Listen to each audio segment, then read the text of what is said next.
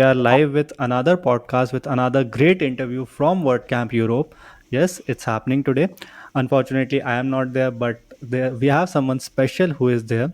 We have Laura Elizabeth with us, who is a designer and the founder of three products. She is a great leader and an exceptional speaker as well. So, over to you, Laura. Can you please give us a quick brief about who you are and what do you do? Absolutely. So my name is Laura, and I'm the founder of a WordPress plugin called Client Portal. I started that back in 2016, and it's basically something that I made back when I was freelancing. I used to be a freelance web designer, and I needed somewhere to give my clients as a place to store their deliverables in, a really nice looking portal. But I didn't want something super full featured like a project management tool like Basecamp or something, because I felt like my clients weren't using it and it was quite expensive and it was just too much for what I needed. So there was nothing else out there that did just the portal part. So I decided to create my own. And then after speaking at a few conferences, I teach a lot of freelancers about how to, improve their business. And I was mentioning, you could create a portal like this for your clients. And a lot of people were really interested in having it as a product. So they convinced me to then turn it into, at the time, something. I ended up choosing WordPress because that's what most people were using. So I hired a developer to help me make it into a WordPress plugin. And then a year later in 2017, I stopped freelancing full-time and I was working full-time on Client Portal. And that's really what I've been doing ever since. Wow. And when did you start freelancing? Oh gosh, I don't even know. It was, I would say, about 12 years ago, I think. Yeah, when I was straight out of university, I worked in a design agency for about a year. And then after then, I was freelancing. And I think I freelanced for about 10 years or so, I can't remember, to be honest. What was your first project like? How much did you get that for? So my first ever freelance project, I got it on Upwork, which back then was Elance, I think. And it We are was... talking about back in 2012. Yeah. Oh, to be honest, I'm not sure on the year. I'd have to... I'm really bad with dates and years, but I would imagine it was around then. It was a long time ago anyway. It was back when Elance was really big. I don't know if you remember that platform. It was like a marketplace. Yeah. I think it turned into Upwork. And it was really hard getting my first project because, if if there's any freelancers around, then you'll know that getting your first project is difficult because people want you to have done stuff like this before. So I just applied to lots and lots of different postings, and I got one job that was basically to recreate some illustrations. So it's basically tracing them. Super easy. Really not very much money. I can't remember how much, but it was not much at all. But I put so much effort into it that they ended up kind of paying me extra because they saw how much effort I put into it. They gave me a great review. And then that helped me to get more work, still on Elance. And then eventually it just kind of, got bigger and I got to move away from Elance and all that kind of stuff and start up on my own. So, yeah. Nice. And what was the turning point for your business? First in freelancing, what was the turning point when you started freelancing? And then when you started creating your own services and product, what was the turning point for that? So the turning point when I started freelancing was when I started getting some recurring revenue in place. Because previously everything was,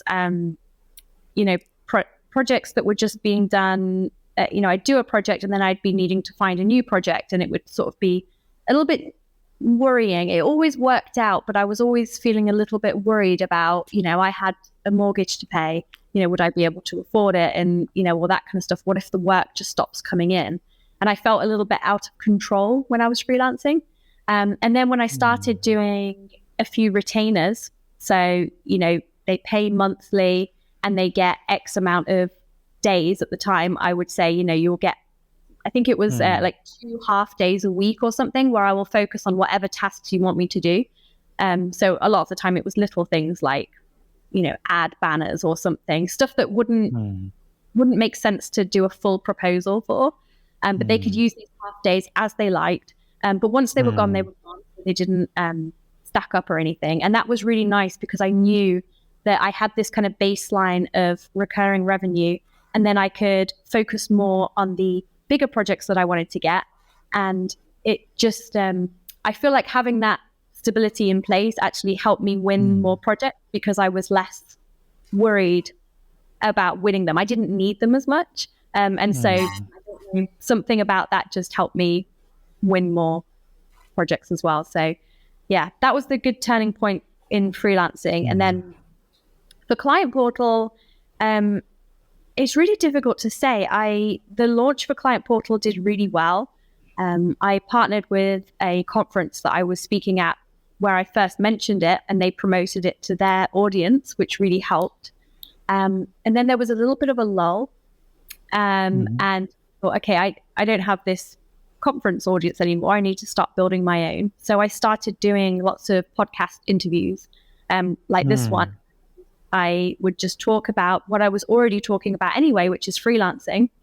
And then, at the end, I would just say, if you want to learn more, I've got this free email course on freelancing, how to get better at, how to design your client experience, for example. And then after the podcast, people would hopefully sign up to that and then go through my free email course. And then I'd show them what Client Portal is. And then that sort of started to get things moving with Client Portal. And it grew from there. And then I would say the next turning point, which is the biggest turning point, which is something that I don't feel like I had a lot of control over. So it was a bit of luck. But Client Portal, I named it Client Portal just because I'm not very good at names. And it was literally But it turns out that was a really good decision because a lot of people are searching for Client Portal WordPress in Google anyway. Not looking for me, but they're looking for a client portal just like I was. So it wasn't a strategic decision, but it was a really good bit of luck that I named it that. Because when I became number one on Google, I started getting all this traffic in, and that started overtaking my email course and everything like that.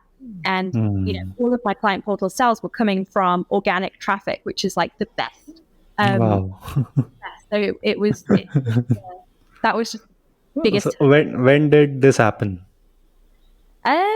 Good question. I'd say it took about 3 years or so for it. So about 2019, maybe 2020, that I saw the real shift. Nice. So you have to be patient for those 3 years. Yeah, I did. I had to be patient, but I was still doing a lot of speaking, and I was doing a lot of conferences and meeting people and podcast interviews, and I do guest posts, on other people's website about freelancing. It was just a lot more work back then to get people to see what Client Portal is. Whereas when Google traffic took over, the work, I didn't have to do any of that anymore. So then I could focus more on the product and more on other things. So yeah. I think the other things that you were doing were also helped the Google to rank your website. Like you were doing the guest posts, you were speaking at the conferences. So that was building the authority, I think. Like I am into SEO, so I know a thing or two about that as well. So other things that you were doing, and then you were having such a good reputation as a freelancer. So I think all those things summed up, and then you got the ranking for Client Portal. Yeah, that's good because I feel like I'm still not very good at SEO. It's something that I want to get better at. I don't really understand a lot of how it works. But what people tell me is that if you're just providing useful content and you're getting things like backlinks, which like you say from podcasts and things, that's really the best thing you can do because you can't really cheat with SEO. What were the challenges that you had while creating Client Portal? And while working as a freelancer also, like you are having two different journeys. Yeah, it was that. I mean, that really was the biggest challenge, really, is building client. Well, there was two big challenges. The first is building a WordPress plugin when you're not a developer is impossible because I did not know how to build a WordPress plugin. To hire a developer, you need money.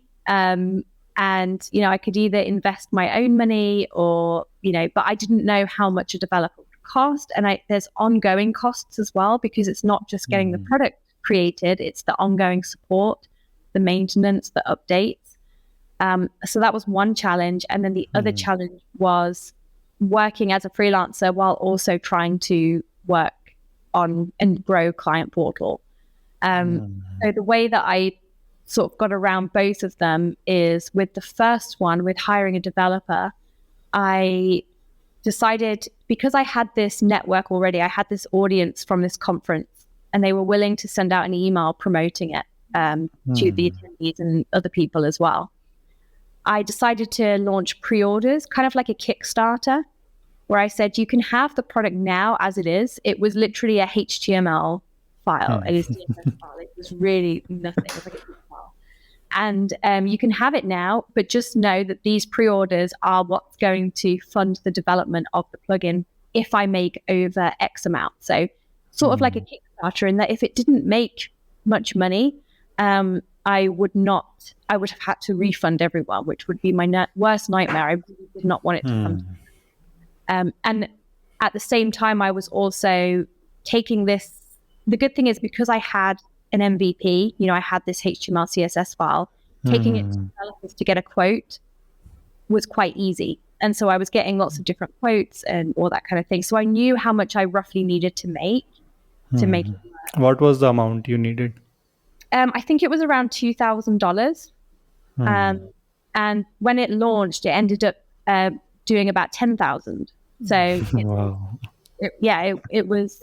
It really surpassed my expectations and allowed me to hire the developer that I wanted, which funnily enough, so the developer that I hired back in 2016, and I just had a really good gut feeling about her. She had been following me for a while, and she knew what Client Portal was about, and she came with some really good ideas about what can make the plugin really good. So instead of just giving me a price, she kind of engaged with me a bit more before giving me a price. And so my gut feeling was I wanted to hire her, even though she was a little bit more expensive. And I did hire her, and she lives in Taiwan. So how did you find your developers? Upwork or your networks? So I did look on Upwork, but I was in a community of freelancers. So obviously, like I said, I was doing a lot of speaking to freelancers, training and all that kind of stuff, trying to help them. And so I was in these different communities anyway for freelancers. And so I just posted, there was one, and it was, they had a channel, if you're looking for work. I posted in there. And I think because I was already in that community and I really liked the community, I was fairly certain that I would want to hire someone from there anyway, because I knew that they'd have the same mindset as me and that kind of thing. So I think when you're looking for developers, if you do have these communities that you can go to, or a network of people you can go to, that's a lot easier. Otherwise, if I didn't do that, I don't know if this was around back then, but nowadays I would probably go to something like Codable, which is WordPress. They vet WordPress developers for you to hire. So I'd probably do that if I didn't have a community like I did back then. Nice. And what's your team size now? So team size is fairly small. So we've got, there's myself, I have an assistant who's full-time, and then a support person for Client Portal, and then a developer. But most not full-time. The only full-time employee I have is the assistant. You started as a freelancer, and then you build your own product. Many freelancers start and then they shift to agency model. So what was your mindset back then? That why did you start the product instead of going for the agency model? I think a product business appealed to me more just based on maybe my personality or just what I wanted to do. I never wanted to run an agency because I just didn't like the idea of having to manage a lot of people and then also having to do most of the sales with clients, because doing the selling was the hardest part for me as a freelancer. I didn't really enjoy it. I didn't really enjoy doing, the client discovery calls and all that kind of stuff. I wanted to do something that was a bit more, that was less high touch, and more lower price, but to more customers. So, instead I Hmm. could write like a really great landing page and do stuff with email automation and do webinars and Hmm. demos and that kind of thing. That just appealed to me more on how I wanted my So you lifestyle. wanted something that's more passive. Yeah, definitely more passive because I always really liked to travel as well. And Hmm. that I struggled with. I did a bit of digital nomading back in the day. Hmm. And I found it really hard because even though technically I was working for myself, I was really working for my clients. And I found that they were expecting me to be kind of on call for them a lot. And if I wasn't available or if I didn't have very good internet or something, it would be really stressful because I could tell they were, maybe a little bit disappointed or something. Hmm. And so I felt like I was still in a 9 to 5, even though I was technically Hmm. doing the dream, which was running my own business. So I thought, I want something where people aren't going to be checking up on me, like asking where I am or trying to call me or something like that. So the more product based, the more passive, definitely just appealed to me more. Hmm. Nice. And if someone wants to start as a freelancer in 2023, what advice would you like to give? So I would say my biggest advice to start freelancing is to go to as many in-person events as possible. Because I think about this a lot. Like starting is the hardest thing. There is nothing harder than starting freelancing and getting your first client. So if you manage to do that, you're over the hardest part. So that's great. Hmm. But starting is so hard. And I think when I look back to everything good that's happened, every kind of shift that's taken me in a different direction, it's almost always been based on meeting people in person, which as someone who's Hmm. quite shy and introverted, that doesn't really come naturally to me. But doing things like going to local networking events, going to local meetups, Hmm. yes, interacting with your peers like other freelancers because you can learn a lot from them, but also try to Hmm. make sure you're going to events where potential clients might be, and you might be able to just chat with them, help them, and if, Hmm. get some work that way. And that would be my biggest advice. Yeah, conferences, meetups, networking, as much in person as you can Hmm. to get that, just to get the snowball effect kind of going. Yeah, and I think that establishes a trust as well. Like if I'm seeing a person with whom I will be working, so I'll trust that person more instead of someone who is like I'm just met online who doesn't have any good portfolio or the previous projects or the previous ratings. So I'll rather trust someone who I met offline, face to face. Yeah, exactly. Yeah. And what's the best advice that you have received? The best advice I've received. So I would say, I don't know if it's advice, but I've just been reading a book, and one thing that's really stuck with me, it's kind of old philosophy, Socrates kind of thing, which is only focus on the things you can control and don't worry about the things that you can't control. And the first step into doing that is to actually understanding what you can't control, because a lot of the time, you know, we think we can control things that we can't. So, for example, you can't control whether you're going to go to a networking event and you can't control whether you're going to meet someone who's going to want to work with you, but you can control going to the event. You can't Hmm. control whether someone that you meet is going to like you or trust you, but you can control that you're going to be as friendly and as professional as possible, and you're going to give your best effort to, to talk Hmm. to them and help them. And I found that's really helpful, especially, like I said, I'm doing a talk today and I get quite nervous about talk. And I think in the book, it actually mentioned about speaking. You can't control whether people enjoy your presentation, but you can control, will you put your best effort into it?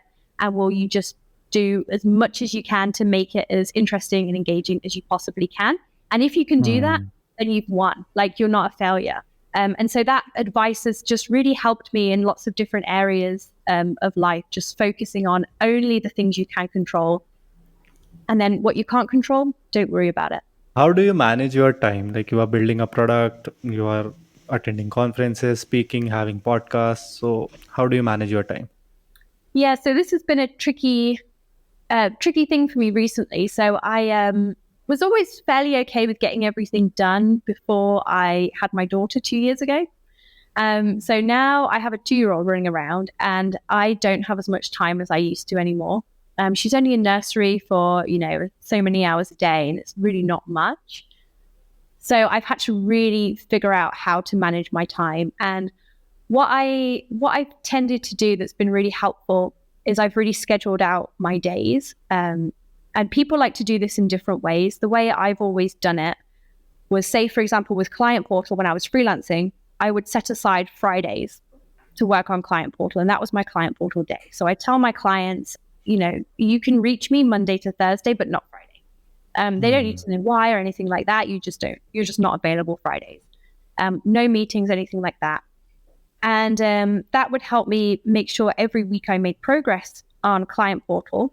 But also importantly, what I quickly realized when I did that is that one day to build a product is not a lot of time. So you have to really ruthlessly prioritize how you spend that day, because you need to be making progress, measurable progress every single Friday, or it's going to be too slow and you'll never really break out of it. So that's always what helped me back then, just having one day. Some people like to do it where they'll say, I'm going to spend 2 hours each morning, for example, or they're going to do 2 afternoons, Tuesday and Thursday. But I think just having some time blocked out in your calendar and ruthlessly prioritizing that, because there is always some reason for you to book in an extra call when you should be doing your product work. Someone will need something from you. Like, no one is going to guard your time as much as you will. So you have to be in charge of guarding your own time. And it's really just your responsibility, nobody else's. So that's what I'd say then. Nowadays, I really found that I had to have an assistant to help me with all those little bits, like scheduling podcasts and all that kind of stuff. I just couldn't do it and make progress because I have so few hours in the day when I can actually work now. And now I've hired an assistant. I think, wow, I should have done this a lot sooner. I actually think if you're a freelancer or whatever you're doing, there are so many things an assistant could do.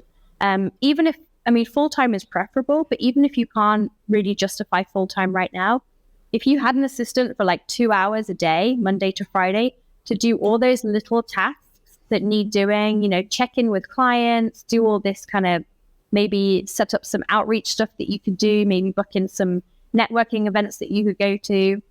It'd be so, so helpful. And it would just get all this stuff off your plate that tends to kind of prop up throughout the week that gets you on. So yeah, that would be my other bit of advice, is to maybe think about hiring someone before you feel ready to help with that. How's your daily routine look like? So my daily routine at the minute is I get up at about 6. I do about half an hour. I play the piano, so I do half an hour piano practice. Then I get my 2-year-old up, breakfast, dressed, do a 20-minute walk to a nursery, 20 minutes back, and then I start work. And what I'm doing at the minute is I work in 6-week sprints. So I have one project that I want to do every 6 weeks. So an example, the current sprint would be email automation. So I'm rehauling all of my existing automation in ConvertKit and going through, adding new ones, adding things like upsells and just making it better. And I spend one of the 6 weeks planning that, 4 of the 6 weeks implementing it, and then one of the 6 weeks like reviewing it or doing any extra bits that I kind of couldn't finish or something like that. And then after those 6 weeks, I then take a 1-week sabbatical. So I basically take a week off because those 6 weeks can be quite intense. And then I do it again. And then I do, the next one is going to be looking at ads. So, we were talking about Google ads and SEO and all that kind of stuff. I'm going to spend 6 weeks focused on that. And that's a new thing that I've done this year because I felt like, I found that I have so many things that I need to do. And I was kind of doing bits of each. And I didn't really feel like much progress was being made in any one of them. And it was really frustrating. So I said, okay, I need to focus on one thing. And that's it. And now I've got my assistant to take over all the sort of little bits that need doing. I do have parts of my day where maybe I'll have a call or something, or an event to go to. But really my week is sort of already planned out. because I know today exactly what I need to do to get this sprint completed. And that's been really helpful for me, just to get things moving. What habits do you think have contributed to your achievement? Any special habits that you think, okay, Uh, that's helping me a lot?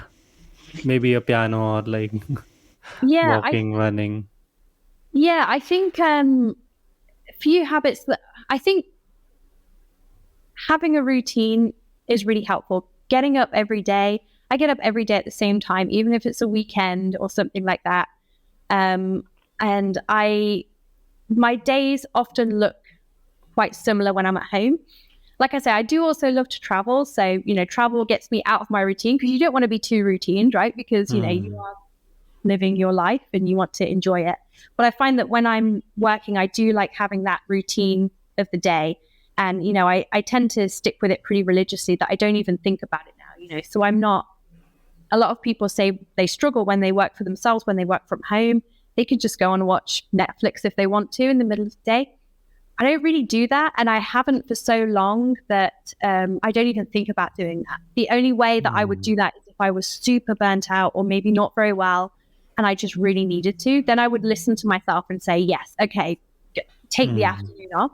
What really helps is that I really enjoy what I do. So it doesn't, work is something that I look forward to. It's not something that I'm sitting myself down and forcing myself to do. I really enjoy it. It reminds me of like playing a video game, but a Hmm. video game that you don't just level up, but you also make money from, and you can buy things, which is really cool. So it's like the best of both worlds. I don't even need to play video games because I have one in my. Hmm. So that's really, it's not so much a habit, but it's been really helpful. And I do think this is a new habit, but doing that walk to nursery Hmm.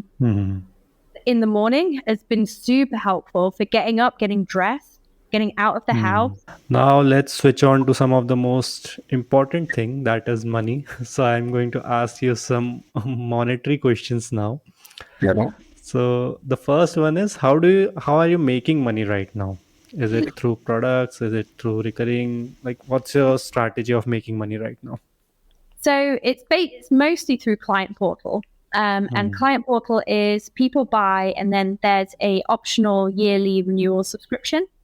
So some Hmm. of it is recurring, but recurring once a year, right? So it's not like monthly recurring. So I do rely a lot on new people coming and buying, which is good because I get a lot of Google traffic. That's not really a huge issue. But Hmm. yeah, pretty much everything comes from Client Portal. I have a couple of other products that I don't focus on as much these days, but still bring in a little bit. So I have a design course for developers. And then I have Project Pack, which is documents and templates that I made for Hmm. freelancers. So they bring in a little bit of that's more passive income because I don't do a lot to really grow those businesses. But yeah, most of it just comes from new sales with Client Portal. Hmm. Yeah. Do you remember the biggest month in terms of profit? Um, I don't remember. So it's a bit difficult because to get into like details, but me and my husband both run different businesses, and we Hmm. basically share the same like Stripe account. So it's a little bit difficult to say, but we tend to do really well on Black Friday. Hmm. But actually not recently. So last few years on Black Friday have not been as good. I would say maybe 5 or 6 years ago, we had a really good Black Friday where we made like I think we made like well over like six figures in like the first day or something like that, which was kind of Wow. crazy. But that was between us, so it wasn't just client Hmm. portal, and with all my other products as well. But that was back. I felt like there was a heyday with Black Friday, Hmm. where it did really well, and I feel like recently it doesn't do as well because I think people are a bit sick of it, to be honest. And other people I speak to have the same issue. So yeah, I would say probably a Black Friday deal. I don't know the specifics; they would have been the biggest. Hmm. How was your last year like in terms of profit? Like, how are you growing every year? So last year was actually a little bit of a struggle to be, well, not a struggle. I did not see growth last year. Hmm. So I saw quite a lot of growth during COVID. I think because a lot of people were moving to freelancing. And so, they were buying Client Portal. They maybe had a little bit more extra money because in the UK, they got like furlough pay and all that kind of stuff. So during COVID, it was actually great for Client Portal. But actually this year, it has not been growing. And I believe, I don't know, but just from talking to people, I think it's due to the rising cost of living that everyone's got. Everyone is just kind of like tightening their belts a little bit at the minute. And people I speak to, other founders and that kind of thing, say they're seeing like a similar thing. And it's basically, due to just the economy at the minute. I don't know if that's a bit of a cop out though, because I don't know for a fact that that's why. But I'm fairly certain, and I'm not too worried at this point, because like I say, I'm going to be focusing on doing a lot more with ads and SEO and that kind of thing to see some growth next year. How much money is enough for you? Honestly, what I make right now is really enough for my lifestyle. I'm pretty happy with it. I at this point, I want to grow Client Portal because I sort of want to see how far I can take it, but without taking it too far. Like I don't want to be a really huge company because I don't want to have to be on the phone all the time as like a CEO and doing lots and lots of meetings and stuff. I really like the lifestyle business that I have at the minute. I want it to be sustainable is the most important thing. Like, I want it to last for a long, long time because I love working on it. So I want it to stick around. And so I want to grow it. There's just things that I want to do with the product to just make it even better. And I think I want to build my team a little bit bigger to at least have maybe like a full-time developer on board and that kind of thing. I think that would be really, really helpful. But I can't see myself at this point, and this might change, really trying to grow it too much bigger. I just want it to last a really long time because I love it. If someone wants to start a product business right now, do you have any suggestions or any ideas? I don't know the answer to that. The only thing I can say is that I did build an audience first. So I was really big on audience building before I even had a product to sell. Like I said, I was speaking at conferences, doing podcasts in the realm of freelancing because I knew that it was something that I could talk about. But I didn't have an end game of Client Portal at that point. Client Portal was kind of born out of that. But I'm really glad that even though I didn't have a product and I didn't know what the product was going to be, I'm really glad that I was proactive in putting myself out there and just trying to meet people and get people to maybe know me and that kind of thing. What motivates you to do this? Just the lifestyle that it gives me. Really, I have always, since I was quite young, I was always quite worried about having quite a corporate job. I just did not want to have a 9-to-5 or work for someone else. And I, you to not sound too cliche, but you only live once.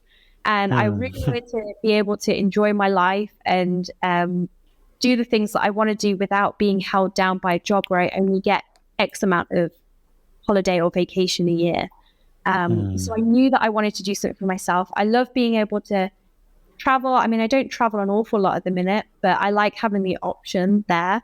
I like being able to design my own days, how I want, my own weeks and that kind of thing. And just knowing that doing this allows me to do that is the only motivation that I so, yeah. And what's your life philosophy? My life philosophy, I don't really know, to be honest. That's one thing I've never heard about, or I've never thought about, which you think I would have, but I don't know. I think just enjoy it. Freedom? And freedom. Live freely? Yeah, I think live freely and also try to live in the present. Like try to enjoy right now and not just think, oh, when I retire, I'll be happy because I would travel all the time, because you might not make it to retirement.